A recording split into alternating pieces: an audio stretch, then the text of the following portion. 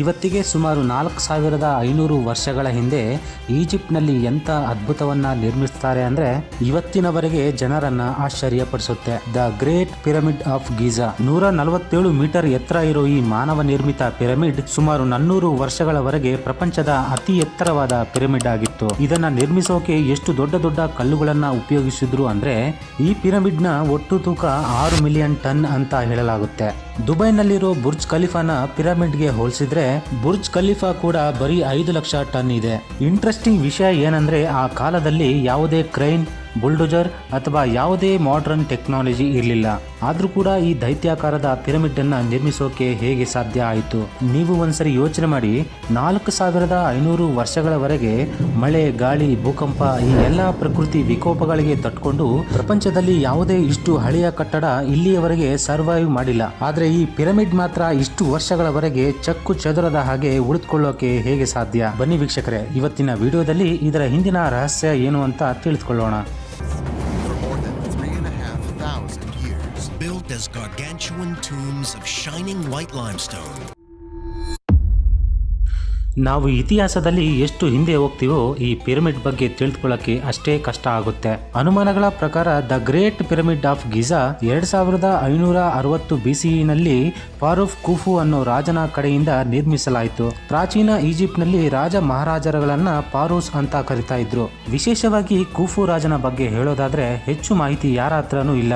ಆದ್ರೆ ಈಜಿಪ್ಟ್ನ second king of the 4th ಡೈನೆಸ್ಟಿಯ ಸೆಕೆಂಡ್ ಕಿಂಗ್ ಆಗಿದ್ದ. ಎಕ್ಸಾಕ್ಟ್ ಆಗಿ ಈ ರಾಜ ಎಷ್ಟು ವರ್ಷಗಳವರೆಗೆ ರಾಜ್ಯಭಾರ ಮಾಡಿದ ಅಂತ ಹಿಸ್ಟೋರಿಯನ್ ಕೆಲ ಅಂದಾಜು ಮಾಡಲಾಗುತ್ತೆ. ಕೆಲವರು 23 ವರ್ಷಗಳು ಅಂದ್ರೆ, ಇನ್ನೂ ಕೆಲವರು 34 ವರ್ಷಗಳು, ಇನ್ನು ಕೆಲವರು 60 ವರ್ಷಗಳವರೆಗೆ ಈ ರಾಜ ಆಳ್ವಿಕೆ ಮಾಡಿದ ಅಂತ ಹೇಳಲಾಗುತ್ತೆ. ಈ ಪಿರಮಿಡ್ ನೈಲ್ ನದಿಯ ದಡದಲ್ಲಿ ಲೊಕೇಟ್ ಆಗಿದೆ.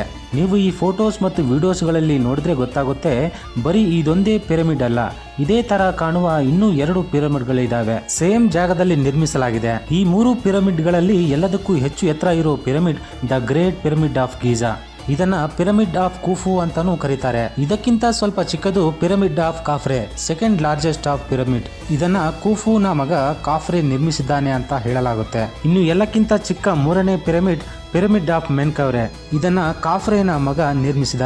ಇನ್ನು ಬೇರೆ ಬೇರೆ ಬರಿಯಲ್ ಟೂಮ್ಸ್, ಚಿಕ್ಕ ಚಿಕ್ಕ ಪಿರಮಿಡ್ಗಳು ಟೋಟಲ್ ಆಗಿ 118 ಬೇರೆ ಬೇರೆ ಶೇಪ್ ನಲ್ಲಿ ಇದಾವೆ. ಇದರಲ್ಲಿ ಬಹಳಷ್ಟು ಪಿರಮಿಡ್ಗಳು ಪ್ರಕೃತಿ ವಿಕೋಪದಿಂದ ಹಾಳಾಗಿದ್ದಾವೆ. ಆದ್ರೆ ಒಳ್ಳೆಯ ಕಂಡೀಷನ್ ನಲ್ಲಿ ನಮಗೆ ಈಗ ಕಾಣೋದು ಬರೀ ಈ 3 ಪಿರಮಿಡ್ಗಳು. ಅದರಲ್ಲೂ ವಿಶೇಷವಾಗಿ the great pyramid of Giza. ಹಾಗಾದ್ರೆ ಈ ಪಿರಮಿಡ್ ಗಳನ್ನ ನಿರ್ಮಿಸೋ ಉದ್ದೇಶ ಆದ್ರೂ ಏನು? ಈ ಪಿರಮಿಡ್ ಗಳನ್ನ ಆ ಕಾಲದ ರಾಜ ಮಹಾರಾಜರುಗಳ ಸಮಾಧಿಗಳಿಗೋಸ್ಕರ ನಿರ್ಮಿಸಲಾಗಿದೆ. ವಿಷಯ ಏನಪ್ಪಾ ಅಂದ್ರೆ, ಆಗಿನ ಪ್ರಾಚೀನ ಕಾಲದ ಈಜಿಪ್ಟ್ ಜನರು ಪುನರ್ಜನ್ಮದಲ್ಲಿ ವಿಶ್ವಾಸ ಇರ್ತಾ ಇತ್ತು. ಇವರ ಪ್ರಕಾರ ಯಾರಾದರೂ ಸತ್ತ ಮೇಲೆ ಜೀವನ ಮುಗಿಯೋದಿಲ್ಲ. ಸತ್ತ ಮೇಲೆ ಅವರ ಆತ್ಮ ಅಂಡರ್ ವರ್ಲ್ಡ್ ನಲ್ಲಿ ಹೋಗುತ್ತೆ. ಅಲ್ಲಿ ದೇವರು ಜಡ್ಜ್ ಮಾಡ್ತಾನೆ. ಯಾರು ಒಳ್ಳೆಯ ಕೆಲಸ ಮಾಡಿದಾರೋ ಅವರು ಅಮರರಾಗಿ ಇರ್ತಾರೆ ಅನ್ನೋ ನಂಬಿಕೆ ಇತ್ತು. ಈ ಆಫ್ಟರ್ ಲೈಫ್ಗೆ ಪ್ರಿಪೇರ್ ಮಾಡೋಕೆ ಅಂತ ರಾಜರು ಬದುಕಿದ್ದಾಗಲೇ ತಮಗೋಸ್ಕರ ಸಮಾಧಿಗಳನ್ನ ನಿರ್ಮಿಸಿಕೊಳ್ತಾ ಇದ್ರು. ಪುನರ್ಜನ್ಮಕ್ಕೆ ಬೇಕಾದ ಆಹಾರ, ಬಟ್ಟೆ, ಆಭರಣಗಳು ಮತ್ತು ಖಜಾನೆಗಳನ್ನ ತಮ್ಮ ಸಮಾಧಿಯ ಜೊತೆ ಇಡ್ತಾ ಇದ್ರು. ಸತ್ತ ಮೇಲೆ ದೇಹವನ್ನ ಮಮ್ಮಿಫೈ ಮಾಡಿ ವುಡನ್ ಅಥವಾ ಸ್ಟೋನ್ ಕೆಫಿನ್ಗಳಲ್ಲಿ ಇಡ್ತಾ ಇದ್ರು. ಈ ಪಿರಮಿಡ್ಗಳ ಒಳಗೆ ಆರ್ಕಿಯಾಲಜಿಸ್ಟ್ಗಳು ಹೋದಾಗ ಇವರಿಗೆ ಬರೀ 3 ಎವಿಡೆನ್ಸ್ ಸಿಕ್ತು ಮತ್ತು ಒಂದು ಖಾಲಿ ಸಮಾಧಿ. ಈ ಸಮಾಧಿ ಖುಫು ರಾಜನದ್ದು ಅಂತ ಹೇಳಲಾಗುತ್ತೆ. ಇನ್ನು ಬಾಕಿ ಖಜಾನೆ, ಜ್ಯುವೆಲರಿ ಇವೆಲ್ಲ ಇಷ್ಟು ವರ್ಷಗಳವರೆಗೆ ಯಾರಾದರೂ ದೋಚಿಕೊಂಡು ಹೋಗಿರಬಹುದು ಅಂತ ಅನುಮಾನ ಪಡಲಾಗುತ್ತೆ. ಎಷ್ಟು ಜಾಸ್ತಿ ಖಜಾನೆ, ಜ್ಯುವೆಲರಿ ರಾಜನ ಸಮಾಧಿಯ ಜೊತೆ ಇಟ್ಟರೆ ಅಷ್ಟೇ ಪುನರ್ಜನ್ಮದಲ್ಲಿ ರಾಜ ಸುಖವಾಗಿ ಇರ್ತಾನೆ ಅಂತ ಅನ್ನೋ ನಂಬಿಕೆ ಆಗ ಜನರಲ್ಲಿತ್ತು. ಆದ್ರೆ ಈಗ ಎಲ್ಲದಕ್ಕೂ ಮೋಸ್ಟ್ ಇಂಪಾರ್ಟೆಂಟ್ ವಿಷಯಕ್ಕೆ ಬರೋಣ. ಇಷ್ಟಕ್ಕೂ ಈ ಪಿರಮಿಡ್ಗಳನ್ನ ಆ ಕಾಲದ ಜನರಿಗೆ ನಿರ್ಮಿಸೋಕೆ ಸಾಧ್ಯ ಹೇಗೆ ಆಯಿತು? 4500 ವರ್ಷಗಳ ಹಿಂದೆ 147 ಮೀಟರ್ ಎತ್ತರ ಇರೋ ಈ ದೈತ್ಯಾಕಾರದ ಪಿರಮಿಡ್ಗಳನ್ನ ಹೇಗೆ ನಿರ್ಮಿಸಿದ್ರು? ಇದನ್ನ ನಿರ್ಮಿಸೋಕೆ ಎಷ್ಟು ದೊಡ್ಡ ದೊಡ್ಡ ಕಲ್ಲುಗಳನ್ನ ಬಳಸಿದ್ದಾರೆ ಅಂದ್ರೆ, ಒಂದು ಕಲ್ಲಿನ ತೂಕ 2.5 ಟನ್ನಿಂದ 80 ಟನ್ ತೂಕದವರೆಗೆ ಇದೆ. ಈ ಕಲ್ಲುಗಳನ್ನ ಹೇಗೆ ಕ್ರಮಬದ್ಧವಾಗಿ ಕಟ್ ಮಾಡಲಾಗಿದೆ ಅಂದ್ರೆ ಇದು ಈಗಿನ ಕಾಲದ ಮಾಡರ್ನ್ ಸ್ಟೋನ್ ಕಟ್ಟಿಂಗ್ ಮಿಷಿನ್ಗಳಿಂದ ಮಾತ್ರ ಸಾಧ್ಯ. ಆದ್ರೆ ಈಜಿಪ್ಟ್ನ ಆ ಕಾಲದ ಜನರ ಹತ್ರ ಯಾವುದೇ ಟೂಲ್ಸ್ ಇರಲಿಲ್ಲ. ಇಷ್ಟು ತೂಕ ಇರುವ ಕಲ್ಲುಗಳನ್ನ ಒಂದರ ಮೇಲೆ ಒಂದು ಇಡೋಕೆ ಹೇಗೆ ಸಾಧ್ಯ ಆಯಿತು? ಈ ಪಿರಮಿಡ್ ಅನ್ನ ಸುಮಾರು 20 ವರ್ಷಗಳ ಒಳಗೆ ನಿರ್ಮಿಸಲಾಯಿತು ಅಂತ ಹೇಳಲಾಗುತ್ತೆ. ಈ ಪಿರಮಿಡ್ಗಳನ್ನು ನಿರ್ಮಿಸೋಕೆ ಹೈಲಿ ಸ್ಕಿಲ್ ಲೇಬರ್ಸ್ ಮತ್ತು ಬಲಿಷ್ಠವಾದ ಜನರು ಕೆಲಸ ಮಾಡ್ತಾ ಇದ್ರು. ಬಲಿಷ್ಠವಾದ ಆಹಾರವನ್ನ ಇವರಿಗೆ ಕೊಡಲಾಗ್ತಾ ಇತ್ತು. ಇವರು ಪಿರಮಿಡ್ ಹತ್ತಿರದಲ್ಲಿರುವ ನಗರಗಳಲ್ಲಿ ವಾಸ ಮಾಡ್ತಾ ಇದ್ರು. ದಿನದಲ್ಲಿ ಸುಮಾರು 10 ಗಂಟೆಗಳವರೆಗೆ ಪ್ರತಿಯೊಬ್ಬರು ಈ ಪಿರಮಿಡ್ ನಿರ್ಮಿಸೋಕೆ ಸಹಾಯ ಮಾಡ್ತಾ ಇದ್ರು. ಸುಮಾರು 20,000ದಿಂದ 30,000 ವರ್ಕರ್ಸ್ ಈ ಪಿರಮಿಡ್ ನಿರ್ಮಿಸೋಕೆ ಕೆಲಸ ಮಾಡಲಾಗಿದೆ ಅಂತ ಹೇಳಲಾಗುತ್ತೆ. ಈ ಪಿರಮಿಡ್ ಕಟ್ಟೋಕೆ 5.5 million ton limestone, 8,000 ton granite, 5 lakh ton mortar ಅನ್ನೋ ಕಲ್ಲುಗಳನ್ನ ಬಳಸಲಾಗಿದೆ. ಹೆಚ್ಚಾಗಿ ಈ ಕಲ್ಲುಗಳನ್ನ ಪಿರಮಿಡ್ ಹತ್ತಿರದಲ್ಲಿರೋ ಏರಿಯಾದಿಂದ ತಂದು ಬಳಕೆ ಮಾಡಲಾಗಿದೆ. ಇನ್ನು ಬಹಳಷ್ಟು ಕಲ್ಲುಗಳನ್ನ 800 ಕಿಲೋಮೀಟರ್ ದೂರದಲ್ಲಿರೋ ಸದರ್ನ್ ಈಜಿಪ್ಟ್ ಏರಿಯಾದಿಂದ ತಂದು ಬಳಕೆ ಮಾಡಲಾಗಿದೆ. ಈ ಕಲ್ಲುಗಳನ್ನ ಕಟ್ ಮಾಡೋದಕ್ಕೆ ಕಾಪರ್ ನಿಂದ ಮಾಡಿದ ಟೂಲ್ಸ್ ಗಳನ್ನ ಯೂಸ್ ಮಾಡ್ತಾ ಇದ್ರು. ಜಾಸ್ತಿ ಬಲಿಷ್ಠವಾಗಿರೋ ಕಲ್ಲುಗಳನ್ನ ಕಟ್ ಮಾಡೋದಕ್ಕೆ ಕಲ್ಲುಗಳ ಮಧ್ಯೆ ಹೋಲ್ ಮಾಡಿ ಒಣ ಕಟ್ಟಿಗೆಯ ಪೀಸ್ ಗಳನ್ನ ನೀರಲ್ಲಿ ನೆನೆಸಿ ಹೊಡಿತಾ ಇದ್ರು. ಇದರಿಂದ ಮರದ ಕಟ್ಟಿಗೆಯ ಪೀಸ್ ನೆಂದು ಎಕ್ಸ್ಟೆಂಡ್ ಆಗಿ ಕಲ್ಲುಗಳು ಬಿರುಕು ಬಿಡೋದಕ್ಕೆ ಸಹಾಯ ಆಗ್ತಾ ಇತ್ತು. ಇನ್ನೊಂದು ಪ್ರಶ್ನೆ ಏನಂದ್ರೆ, ಸಾವಿರಾರು ಟನ್ ತೂಕ ಇರುವ ಈ ಕಲ್ಲುಗಳನ್ನ ಒಂದು ಜಾಗದಿಂದ ಪಿರಮಿಡ್ ನಿರ್ಮಿಸುವ ಜಾಗದವರೆಗೆ ಮೂವ್ ಹೇಗೆ ಮಾಡಿದ್ರು? ಆ ಕಾಲದಲ್ಲಿ ಈ ಕಲ್ಲುಗಳನ್ನ ತಗೊಂಡು ಹೋಗೋದಕ್ಕೆ ಯಾವುದೇ ವಾಹನಗಳು ಇರಲಿಲ್ಲ. 2014ರಲ್ಲಿ ಜೆಹುಟಿಯೋಟ್ ಟೋಮ್ನ ರಿಸರ್ಚ್ ನಲ್ಲಿ ಒಂದು ಪೇಂಟಿಂಗ್ ಸಿಗುತ್ತೆ. ಈ 1900 BC ಹಳೆಯ ಪೇಂಟಿಂಗ್ ನಲ್ಲಿ ನೀವು ನೋಡಬಹುದು. ಒಂದು ಸ್ಟ್ಯಾಚ್ಯೂನ 170 ಮಂದಿ ಹಗ್ಗದಿಂದ ಎಳೆದುಕೊಂಡು ಹೋಗ್ತಾ ಇದ್ದಾರೆ. ಈ ಪೇಂಟಿಂಗ್ ನಲ್ಲಿ ಗಮನ ಇಟ್ಟು ನೋಡಿದ್ರೆ ಒಬ್ಬ ವ್ಯಕ್ತಿ ಸ್ಟ್ಯಾಚ್ಯೂ ಮುಂದಗಡೆ ಮರಳಿನ ಮೇಲೆ ನೀರನ್ನ ಹಾಕ್ತಾ ಇದ್ದಾನೆ. ಮೊದಲು ಇದನ್ನ ಇವರ ಟ್ರೆಡಿಷನ್ ಅಥವಾ ಕಲ್ಚರ್ ಇರಬಹುದು ಅಂತ ಅಂದ್ಕೊಳ್ತಾರೆ.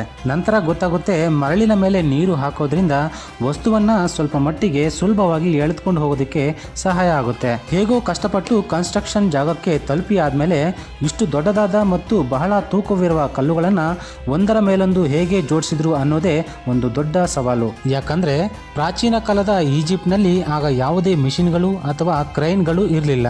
ಇದಕ್ಕಂತಾನೆ ರ್ಯಾಂಪ್ ಸಿಸ್ಟಮ್ ಅನ್ನ ಬಳಕೆ ಮಾಡಲಾಗುತ್ತೆ. ಇದರಲ್ಲಿ ಪಿರಮಿಡ್ ನ ತುದಿಯಿಂದ ಸ್ಟ್ರೈಟ್ ಆಗಿ ಸ್ಲೋಪ್ ಮಾಡಿ ಕಲ್ಲುಗಳನ್ನ ಮೇಲಕ್ಕೆ ತಳ್ಳೋಕೆ ಅಲ್ಲಲ್ಲಿ ಕಟ್ಟಿಗೆಯ ತುಂಡುಗಳನ್ನ ಫಿಟ್ ಮಾಡಲಾಗುತ್ತೆ ಮತ್ತು ಹಗ್ಗದಿಂದ ಕಲ್ಲುಗಳನ್ನ ಮೇಲಕ್ಕೆ ತಗೊಂಡು ಹೋಗಿರಬಹುದು ಅಂತ ಅಂದಾಜು ಮಾಡಲಾಗುತ್ತೆ.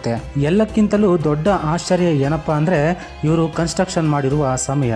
ನಮಗೆಲ್ಲರಿಗೂ ಗೊತ್ತು ಪಿರಮಿಡ್ ನ ಕೆಲಸವನ್ನ 20 ವರ್ಷಗಳ ಒಳಗೆ ಕಂಪ್ಲೀಟ್ ಮಾಡಲಾಯಿತು ಅಂತ. ಒಂದು ವೇಳೆ 20,000 ಜನ ಒಂದೊಂದಾಗಿ ಕಲ್ಲುಗಳನ್ನ ಹೀಗೆ ಟ್ರಾನ್ಸ್ಪೋರ್ಟ್ ಮಾಡಿದ್ರೆ ಇಷ್ಟೊಂದು ಕಲ್ಲುಗಳನ್ನ ವರ್ಷದ ಪ್ರತಿದಿನ ಪ್ರತಿ 3 ನಿಮಿಷಕ್ಕೆ ಒಂದು ಕಲ್ಲನ್ನ ಪ್ಲೇಸ್ ಮಾಡಬೇಕಾಗಿ ಬರುತ್ತೆ. ಆಗಿನ ಕಾಲದಲ್ಲಿ ಯಾವುದೇ ಯಂತ್ರಗಳ ಸಹಾಯ ಇಲ್ಲದೆ ಪ್ರತಿ 3 ನಿಮಿಷಕ್ಕೆ ಒಂದು ಕಲ್ಲನ್ನ ಪ್ಲೇಸ್ ಮಾಡೋದಕ್ಕೆ ಅಸಾಧ್ಯದ ಮಾತು. ಇಷ್ಟು ಸ್ಪೀಡ್ ಆಗಿ ಕೆಲಸ ಮಾಡೋಕ್ಕೂ ಕೂಡ ಸಾಧ್ಯ ಇಲ್ಲ. ಎಕ್ಸಾಕ್ಟ್ಲಿ ಇದೇ ರೀಸನ್ ಇಂದನೇ the great pyramid of Giza ಇಲ್ಲಿಯವರೆಗೆ ಮಿಸ್ಟ್ರಿ ಆಗಿ ಉಳ್ಕೊಂಡಿದೆ. ಫೈನಲ್ ಕನ್ಸ್ಟ್ರಕ್ಷನ್ ಕೊನೆಯ ಸ್ಟೆಪ್ಸ್. ಪಿರಮಿಡ್ನ ಹೊರಗಿನ ಲೇಯರ್ ಉತ್ತಮವಾದ ಫೈನ್ ವೈಟೆಸ್ಟ್ ಲೇಮ್ ಸ್ಟೋನ್ ಇಂದ ನಿರ್ಮಾಣ ಮಾಡಲಾಗಿದೆ. ಇದರ ಅರ್ಥ ಸನ್ಲೈಟ್ ಪಿರಮಿಡ್ ಮೇಲೆ ಬಿದ್ದಾಗ ಜಾಸ್ತಿ ವೈಟ್ ಕಲರ್ ಆಗಿ ಮಿಂಚ್ತಾ ಇತ್ತು ಅಂತ ಅನ್ಸುತ್ತೆ. ಇದು ಸಾವಿರಾರು ವರ್ಷಗಳ ನಂತರ ಹೊರಗಿನ ಲೇಯರ್ ಕೆಳಗೆ ಬಿದ್ದು ಹೋಗಿದೆ. ಆದ್ರೆ ಕಾಫ್ರೆ ಪಿರಮಿಡ್ ತುದಿಯಲ್ಲಿ ಇನ್ನೂ ಸ್ವಲ್ಪ ಈಗಲೂ ಉಳ್ಕೊಂಡಿದೆ. ಈ ಪಿರಮಿಡ್ ನ ಯಾವ ತರ ಡಿಸೈನ್ ಮಾಡಿದ್ದಾರೆ ಅಂದ್ರೆ ಇದರ 4 ಡೈರೆಕ್ಷನ್ ನಾರ್ತ್, ಈಸ್ಟ್, ಸೌತ್, ವೆಸ್ಟ್ಗೆ ಕರೆಕ್ಟ್ ಆಗಿ ಪಾಯಿಂಟ್ ಮಾಡುತ್ತೆ. ಆದ್ರೆ ಇದು ಹೇಗೆ ಸಾಧ್ಯ? ಆಗಿನ ಕಾಲದಲ್ಲಿ ಕಂಪಾಸ್ ಇರಲಿಲ್ಲ, ಯಾವುದೇ ಮಾಡರ್ನ್ ಟೆಕ್ನಾಲಜಿ ಅಥವಾ GPS ಇರಲಿಲ್ಲ. ಆದರೂ ಕೂಡ ಆಗಿನ ಕಾಲದ ಜನರಿಗೆ ಇಂತಹ ಅದ್ಭುತವನ್ನು ನಿರ್ಮಿಸೋಕೆ ಹೇಗೆ ಸಾಧ್ಯ ಆಯಿತು ಅನ್ನೋದೇ ಪ್ರತಿಯೊಬ್ಬರ ಪ್ರಶ್ನೆ. ಪ್ರಾಚೀನ ಕಾಲದ ಈ ಪ್ರಪಂಚದಲ್ಲಿ ನಿರ್ಮಿಸಿರುವ ಇಂತಹ ಬಹಳಷ್ಟು ಅದ್ಭುತಗಳ ಬಗ್ಗೆ ತಿಳಿದುಕೊಳ್ಬೇಕು ಅಂದರೆ ಸಮಯ ಸಾಕಾಗೋದಿಲ್ಲ. ಇನ್ನು ಇಂತಹ ಒಳ್ಳೆಯ ವಿಷಯಗಳನ್ನು ತಿಳ್ಕೊಳ್ಬೇಕಂದ್ರೆ ಅಲ್ಪವಿರಾಮ ಚಾನಲನ್ನು ಸಬ್ಸ್ಕ್ರೈಬ್ ಮಾಡ್ಕೊಳ್ಳಿ ಅಂತ ಹೇಳ್ತಾ ಮತ್ತೊಂದು ಒಳ್ಳೆಯ ವಿಡಿಯೋದೊಂದಿಗೆ ಸಿಗೋಣ ವೀಕ್ಷಕರೇ. ಅಲ್ಲಿವರೆಗೂ ಜೈ ಹಿಂದ್.